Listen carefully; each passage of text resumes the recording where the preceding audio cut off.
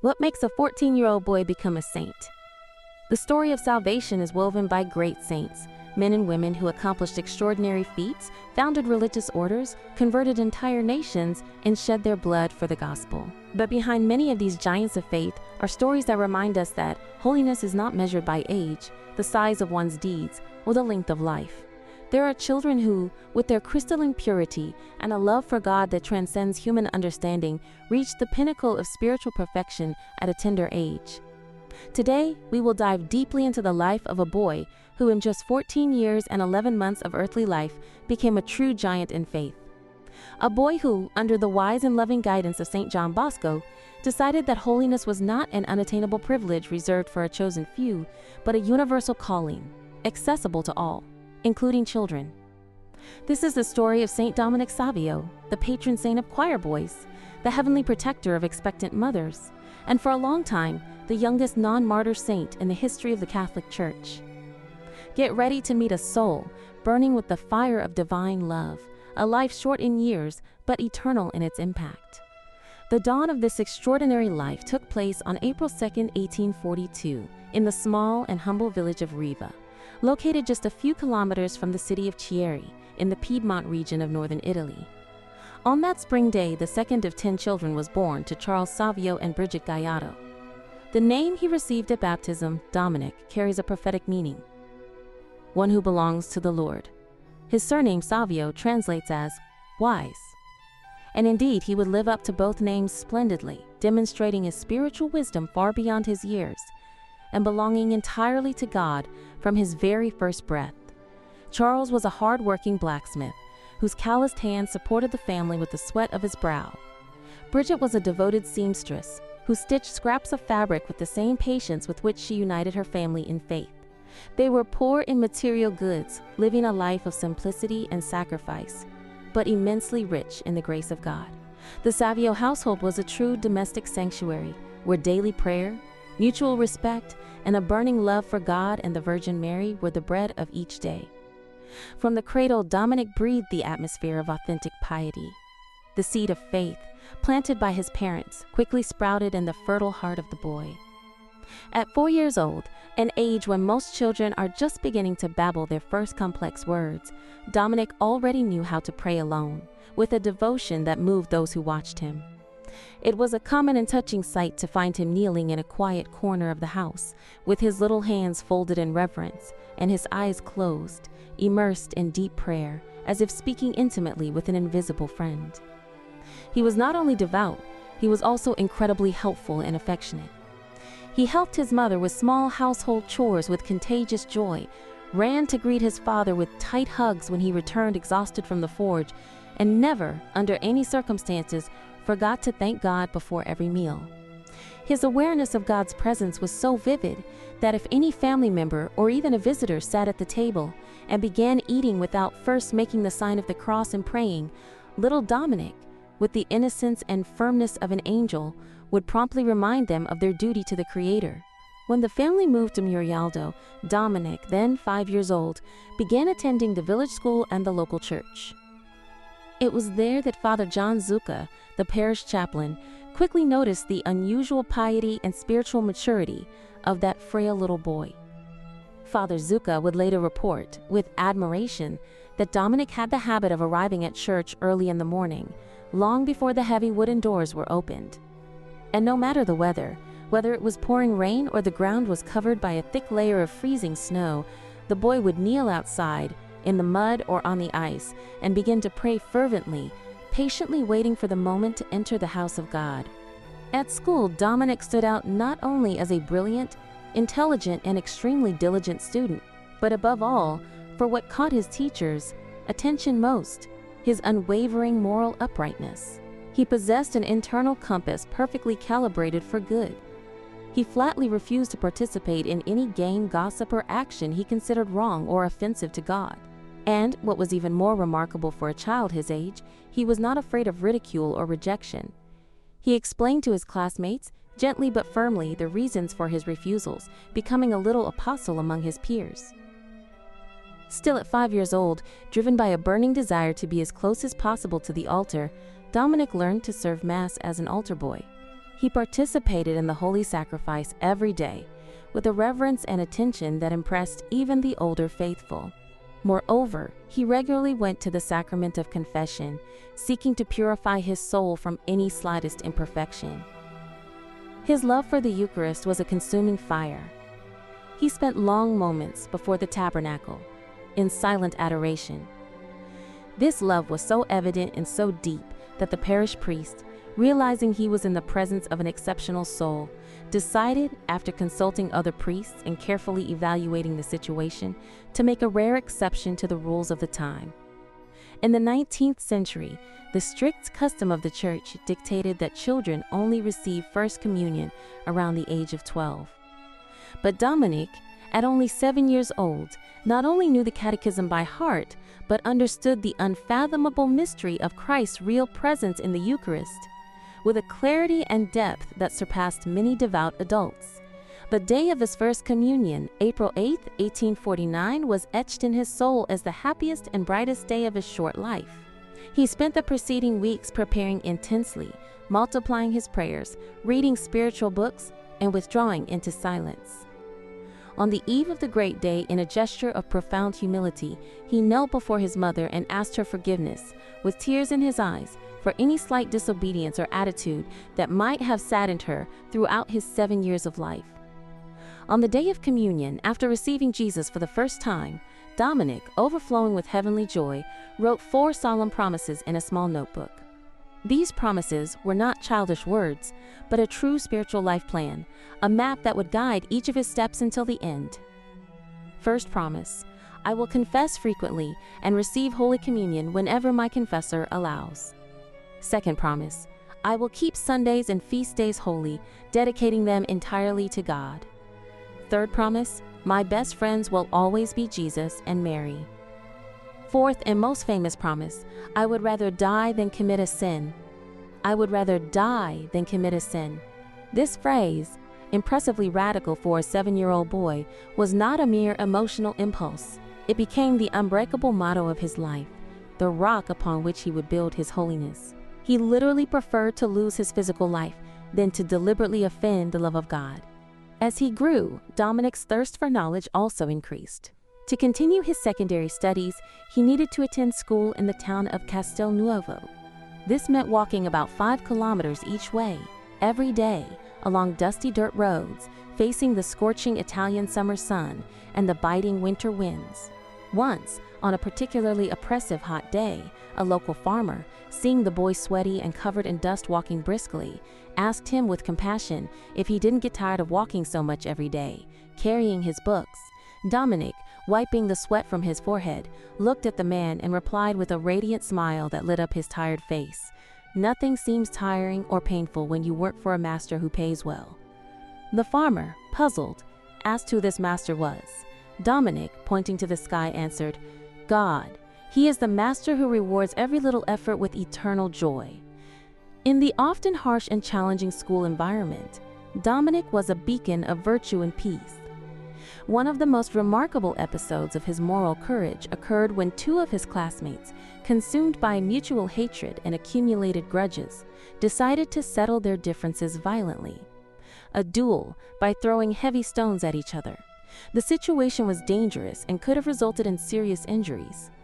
Dominic, being smaller and weaker, knew he could not stop them by physical force.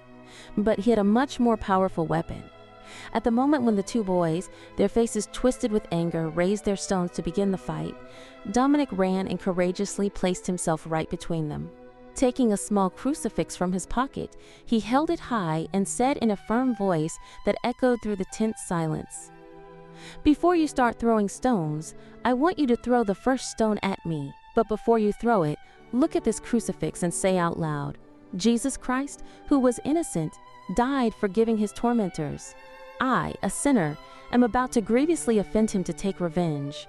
The words, charged with the power of the Holy Spirit, struck the hardened hearts of the boys like lightning.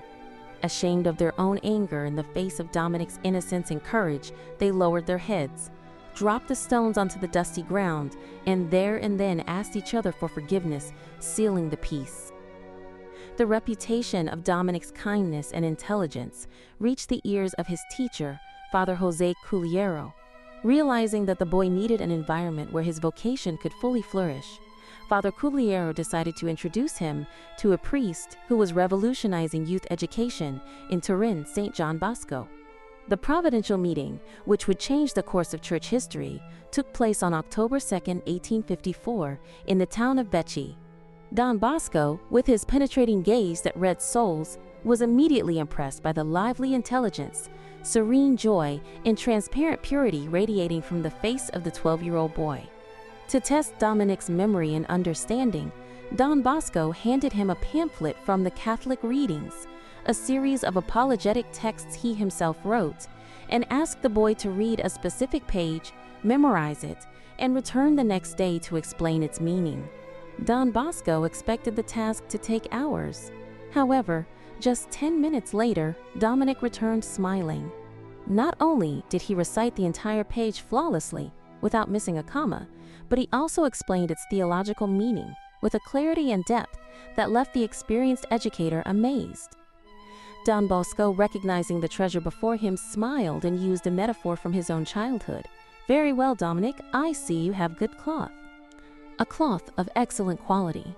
Dominic, with the quick wit that was his hallmark, instantly caught the metaphor and replied with surprising readiness. "Then, if I am the cloth, you are the tailor. Take me with you to Turin and make me a beautiful garment for the Lord." That dialogue sealed the fate of both. Don Bosco accepted the boy into his oratory, beginning one of the most beautiful spiritual friendships in history. A few weeks later, Dominic packed his few belongings and moved to the oratory of St. Francis de Sales in the Valdocco neighborhood of Turin. The oratory was a lively place, filled with hundreds of noisy boys, many rescued from the streets and prisons. In this bustling environment, Dominic placed himself entirely, with filial confidence, under Don Bosco's spiritual guidance. He did not isolate himself. On the contrary, he became the beating heart of the oratory. He was an exemplary student, always at the top of the class, obedient to his superiors, and tirelessly ready to help classmates who struggled with their studies or were sad. Don Bosco's mother, the Venerable Mama Margaret, who lived at the oratory and helped care for that crowd of boys with motherly love, had a keen eye for holiness.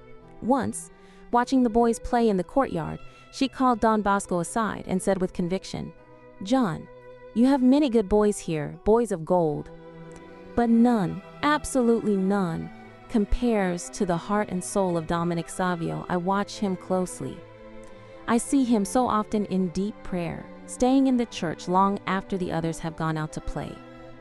Every day, in the midst of the liveliest recreation, he quietly slips out of the courtyard to make a silent visit to the Blessed Sacrament. When he is in the church, kneeling before the altar, he does not look like an ordinary boy. He is like an angel living in paradise." The great turning point in Dominic's spiritual life came about 6 months after his arrival at the oratory. It was a Sunday, and Don Bosco was preaching a passionate sermon on holiness. With his captivating voice, the educator emphasized 3 fundamental points that rang like trumpets in the boy's soul. First, that it is God's expressed will that everyone, without exception, become saints. Second, that contrary to what many think, it is easy to be holy because God's grace is always available. And third, that there is an indescribable and eternal reward in heaven waiting for those who sincerely strive to achieve holiness. These words did not merely touch Dominic's ears. They set his heart on fire. He spent the following days thoughtful, almost melancholic, consumed by a single thought. When Don Bosco asked him what was wrong, Dominic answered with tears in his eyes, "I feel a devouring desire to be holy. You said it is easy. Please, teach me how." He had decided that he wanted to be a saint at any cost, and he would not rest until he reached his goal. At the beginning of his journey toward holiness, Dominic, inspired by the stories of ancient hermits and martyrs he avidly read, thought he needed to perform great and painful physical penances to please God. In secret, he began placing sharp stones and rough pieces of wood under his bedsheet to make sleep uncomfortable. In the harsh winter of Turin, he slept with only a thin blanket, shivering from the cold. He even wore a silace, a rough cord tightly tied around his body, and often fasted, contenting himself with only bread and water, giving his portion of food to the hungriest boys. When Don Bosco, always attentive to his students, discovered these extreme practices, he intervened immediately. He forbade Dominic from any bodily mortifications that could harm his already fragile health. With the wisdom of a spiritual master, Don Bosco explained to him the heart of Salesian spirituality.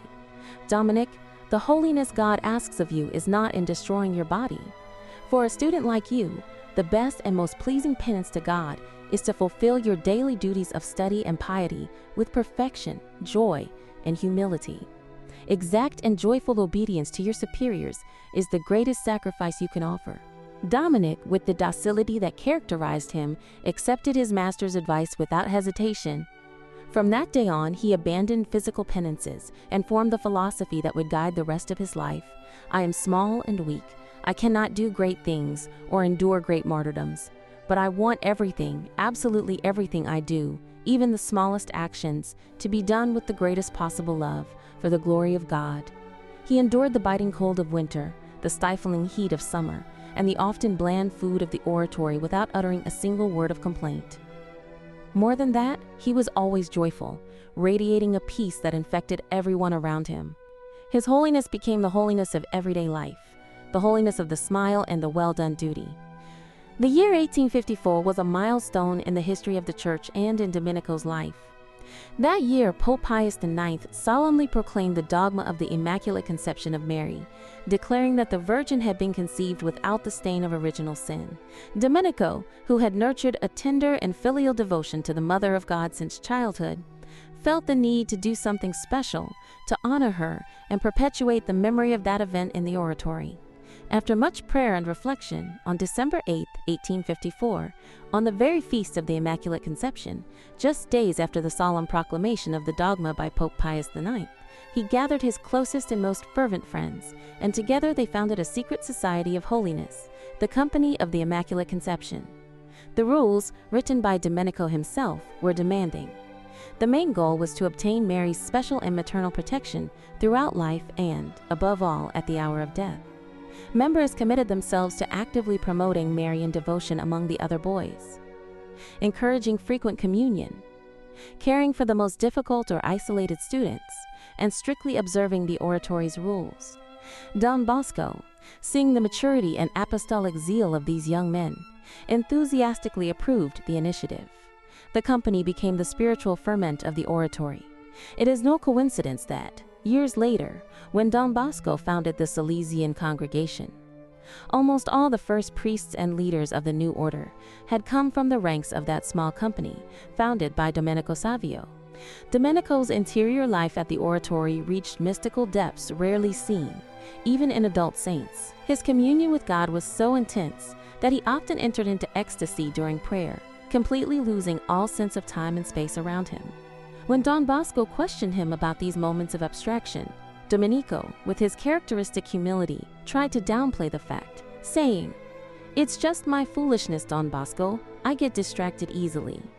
I lose the thread of my vocal prayers.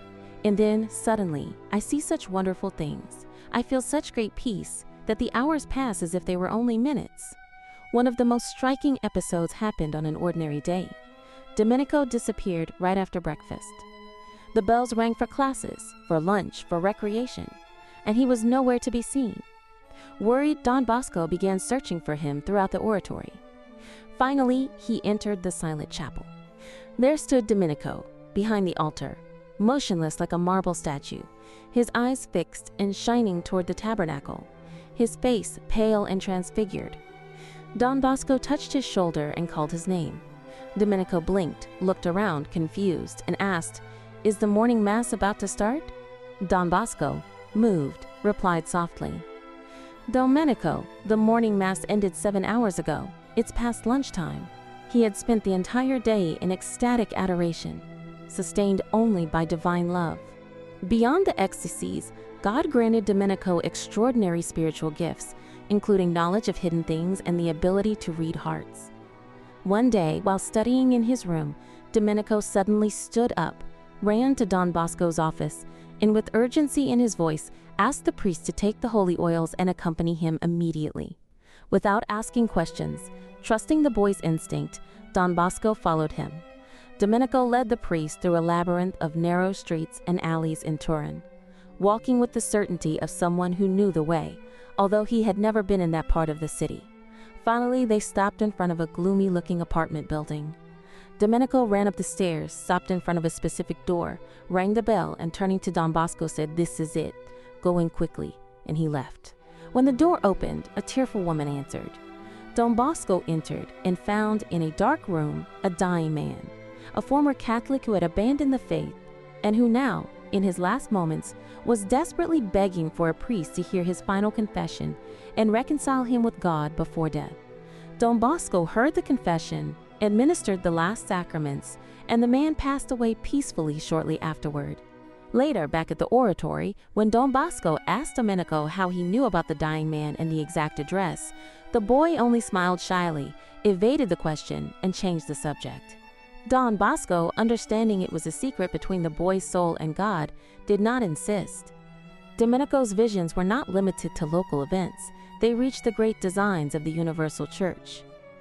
On another memorable occasion, Domenico sought out Don Bosco to report a vivid and prophetic vision he had during Thanksgiving after communion. He described the scene with impressive detail. "Don Bosco, I saw a vast plain stretching as far as the eye could see. It was covered by a fog so thick and dark that you could barely see a foot ahead. In the middle of that fog, there was an incalculable crowd of people wandering aimlessly, stumbling over each other like sheep who had lost their shepherd and didn't know which way to go. As I looked sadly at that scene, a gentle voice beside me said, 'This is England.' I was about to ask questions when I saw a majestic figure approaching. It was Pope Pius IX, exactly as I see him in portraits. He was dressed in his pontifical robes and walked slowly toward the crowd. In his right hand he held a huge torch, alive with bright flames. As he advanced, the flames of the torch began to dissipate the dark fog. The mist receded, and the people, once lost, found themselves bathed in the splendor of the midday sun. The voice beside me explained, 'That torch the Pope carries is the Catholic faith, which will illuminate England once again.' Years later, in 1858, when Don Bosco traveled to Rome, he personally reported this prophetic vision to Pope Pius IX. The Holy Father, who was facing great difficulties in his efforts to restore the Catholic hierarchy in England, felt deeply moved and encouraged by the young saint's words, seeing in them a divine confirmation of his plans. But of all the extraordinary events that marked Domenico Savio's life, the most touching, most intimate miracle, which would forever consecrate him as the heavenly patron of expectant mothers, happened on September 12, 1856. That morning, Domenico, visibly agitated, sought Don Bosco in his office and urgently asked for permission to go home to Mondonio. He said with conviction, "Don Bosco, I need to see my mother immediately. She is very ill and needs me." Don Bosco found the sudden request strange. He had received no letter, no messenger, no warning from the Savio family about any illness. However, intimately knowing the boy's supernatural gifts, and knowing he would not make such a request without a serious reason, Don Bosco did not hesitate. He gave him money for the trip and permission to leave. Meanwhile, in Mondonio, the situation at the Savio household was one of pure despair. Domenico's mother, Brigida, was in the final stages of her 10th pregnancy. But something had gone terribly wrong. The pregnancy had become alarmingly complicated, and she was suffering excruciating pains, writhing in agony in bed. The village doctor had already been called, examined the patient, and with a somber expression shook his head. The situation was critical and seemed irreversible. The family, gathered in tears around the bed, feared the worst: the imminent loss of both the mother and the baby she was carrying. The atmosphere was one of anticipated mourning. It was in this scene of desolation that Domenico arrived home after a long and hurried journey. Ignoring the surprised and tearful looks of relatives in the living room, he walked with firm and determined steps straight to the room where his mother was agonizing. Brigida, weak and pale, opened her eyes and, surprised to see the son, who should have been studying in Turin, managed to murmur with difficulty, "Domenico, my son, "What are you doing here?" "Who called you?" Domenico, with a serene smile that contrasted with the general panic, simply replied, "No one called me, Mom, but I knew you were very sick and needed me. I came to see you." He leaned over the bed, embraced her with immense affection, and kissed her sweaty face. In this moment of profound filial tenderness, Domenico reached into the pocket of his jacket and took out a small object. It was a piece of silk folded and sewn into the shape of a small scapular, an abitino, as it was called in the Piedmontese tradition, attached to a simple ribbon. He had made it himself with his own hands and imbued it with prayer. With careful and silent gestures, he placed the ribbon around his mother's neck, letting the small scapular rest on her chest. There is no record of a long speech. Don Bosco, who heard the account from Domenico himself, only noted that the boy entrusted his mother to the protection of the Virgin Mary. Domenico said goodbye to his family and began the long journey back to the oratory in Turin. What followed Domenico's departure was nothing less than a clear miracle. As soon as the boy's footsteps could no longer be heard on the stairs, a drastic and inexplicable change took place in the room. The terrible pains and spasms that had tormented Bridget for hours vanished instantly, as if swept away by an invisible hand. The deadly pallor gave way to a healthy flush. The delivery, which the doctor had declared impossible without risk of death, occurred incredibly quickly, naturally, and completely safely. The vigorous cry of a baby filled the room, bringing indescribable relief and joy. A perfectly healthy girl was born, who would later be named Catherine at baptism. The doctor and the women from the neighborhood who had gathered to assist with the birth were utterly amazed and speechless before this sudden turnaround. They asked Bridget, who now smiled with her daughter in her arms, what had happened, what remedy she had taken. Bridget, with tears of gratitude, told them about Domenico's unexpected visit, and, pulling back the collar of her nightgown, showed them the small scapular her son had placed around her neck. The news of the miraculous birth of the blacksmith's wife spread like wildfire throughout the village of Mondonio and the neighboring towns, awakening the admiration and faith of all. When Don Bosco asked Domenico how his mother was, the boy simply replied, "My mother is completely healed. It was the Madonna who healed her, whom I placed around her neck." Months later, in early 1857, when Domenico's health declined irreversibly and he was forced to return home to spend his final weeks of life, his mother, still marveling at what had happened, asked him about the mysterious scapular. Domenico, with the simplicity of the saints, asked her to keep it carefully and to lend it to any woman facing dangers in childbirth, always trusting in the intercession of the Virgin Mary. Bridget kept the scapular as a sacred treasure, faithful to the promise her son had asked of her, to lend it to any woman facing dangers in childbirth. And so it was done. The small ribbon was lent to dozens of women in the Piedmont region who faced high-risk pregnancies or complicated deliveries. The fame of the scapular of Domenico Savio grew exponentially. Reports of graces received multiplied, and the devotion, far from being limited to Piedmont, spread throughout the world. There are no precise records of the whereabouts of the original scapular after so many decades of passing from hand to hand. But the devotion it inspired remains alive and powerful. Even today, more than a century and a half later, the tradition begun by that 14-year-old boy remains vibrant and strong. Thousands of mothers on every continent, upon discovering they are pregnant, especially those facing high-risk pregnancies, seek to wear the scapular of Saint Domenico Savio, or the ribbon of Saint Domenico Savio. They wear it with faith, asking for the young saint's direct intercession to protect them during the 9 months, ensure a safe delivery, and bless the health of their babies. The archives of Salesian parishes and the shrines dedicated to Saint Domenico Savio are filled with thousands of letters, ex-votos, and moving testimonies of graces received, unexplained healings and births that medicine considered impossible, confirming the unwavering intercessory power of that boy who loved the Virgin Mary with boundless love. While Domenico's soul soared to dizzying heights, his fragile body began to give way under the weight of his spiritual zeal and the harsh conditions of the time. His health, never robust, began to deteriorate rapidly in early 1857. He developed a severe and persistent cough, constant fevers, and completely lost his appetite. Despite his weakness, he continued to smile and help others, hiding his suffering. The doctors, called by an increasingly worried Don Bosco, diagnosed a severe lung inflammation and strongly recommended that the boy leave the damp environment of Turin and return to his parents' home in Mondonio, hoping that the fresh country air might heal him. Don Bosco, heartbroken and sensing the worst, agreed to the medical advice. The night before his departure, March 1, 1857, was filled with deep emotion. Domenico spent hours talking with Don Bosco in his office. He spoke about his soul, about his friends at the oratory, and about heaven. He knew with unshakable certainty that this was a final farewell and that he would never see the oratory again in this life. The next morning, he gathered his closest friends, the members of the Company of the Immaculate Conception, and said goodbye to them with great affection, encouraging them to persevere in faith. When he embraced Don Bosco for the last time, Domenico said a phrase that would forever be etched in the educator's memory. "Don Bosco, I am going home. I leave you my fragile body, but my heart stays here with you and with the oratory forever."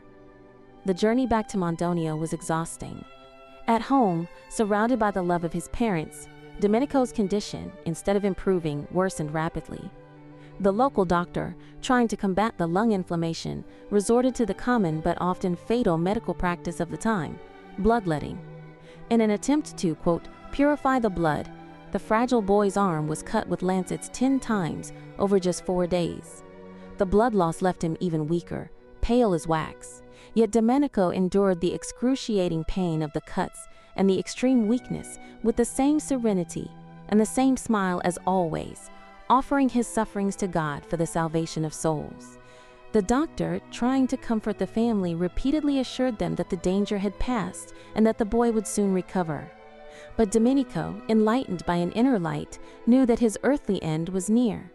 With a weak voice, he asked his parents to call the parish priest so he could confess and receive Holy Communion as viaticum. His parents, clinging to the doctor's optimistic words and thinking their son's request was just an excess of zeal that might frighten him, hesitated. But to calm him, they finally called the priest. Domenico made his last confession and received the Eucharist with such deep devotion that it moved the priest to tears. The evening of March 9, 1857, brought with it the shadow of death, but for Domenico it was the dawn of eternal life. Feeling his strength rapidly fading, he asked his father, Carlo, to sit by his bedside and read aloud the prayers for the exercise of a happy death, contained in his small book of devotions. Carlo, his voice choked with restrained tears, read the prayers while Domenico followed along mentally. After the prayers, the boy fell asleep for a brief moment. Suddenly, he opened his eyes, which now shone with an unusual light, fixed his gaze on something invisible on the ceiling of the room, and said with a clear, strong, and joyful voice, "Goodbye, Papa, goodbye. What was it the priest suggested to me? I can't remember. Oh, what wonderful things I see. What wonderful things I see."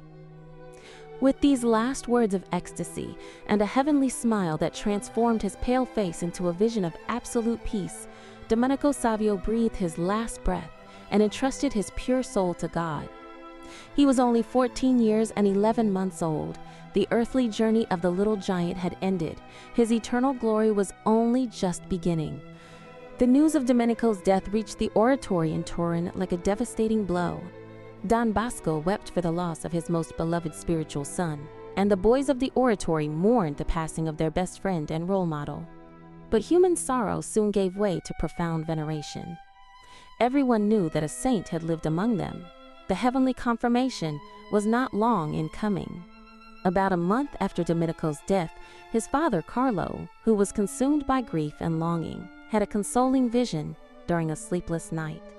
He recounted seeing the ceiling of his room open up, revealing a starry sky, and Domenico descending amid a dazzling light, dressed in radiant garments. Carlo, overwhelmed with emotion, cried out, "Oh, Domenico, my beloved son, are you already in paradise?" Domenico, with a radiant smile, replied, "Yes, Papa, I am in heaven, in the glory of God." Carlo, weeping with joy, begged, "Then please, pray for your brothers and sisters, for your mother, and for me, so that we may all join you one day in heaven." Domenico answered firmly, "Yes, yes, I will pray for all of you." Then the vision vanished, leaving Carlo's heart flooded with an indescribable peace. Convinced of the boy's holiness, Don Bosco decided that Domenico's life could not be forgotten. In 1859, he published the first edition of the biography, The Life of Domenico Savio. The book, written with the simplicity and affection of a father, became an immediate success, translated into dozens of languages and inspiring generations of young people around the world to seek holiness in everyday life. Domenico's reputation for holiness grew so much that the cause for his beatification was opened in Rome. However, the process initially faced strong resistance from some theologians and cardinals.